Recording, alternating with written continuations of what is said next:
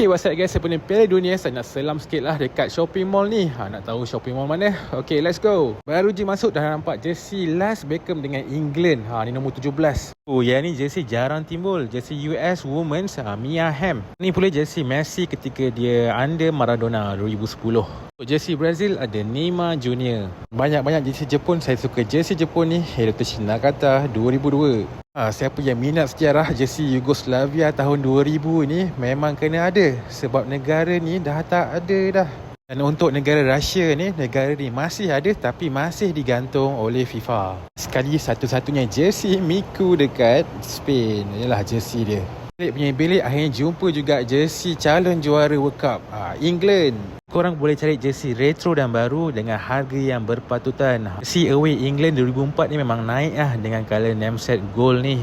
Ni David Beckham. Kemudian ada jersey Cristiano Ronaldo Euro 2004. Punya cantik jersey ni sampai kita lupa siapa juara edisi tersebut. Kemudian ada jersey daripada US, striker Fulham Brian McBride pakai nombor 20. Yang ni pula adalah jersey Thomas Brolin tahun 1994 World Cup away. Nameset velvet cantik.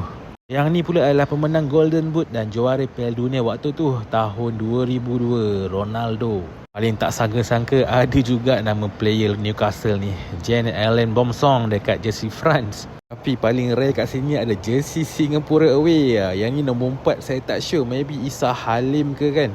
Baru je tegur siapa pemenang Euro 2004. Ialah Angelos Haristias dengan Greece, juara Euro 2004. Dan ini adalah jersey all time favourite saya, Ronaldo Brazil 1998. So guys, korang boleh datang selam kat sini sampai hari Ahad ni. Dan kalau korang nak tahu kat mana, boleh komen nak dan follow akaun Goal Liga, okay?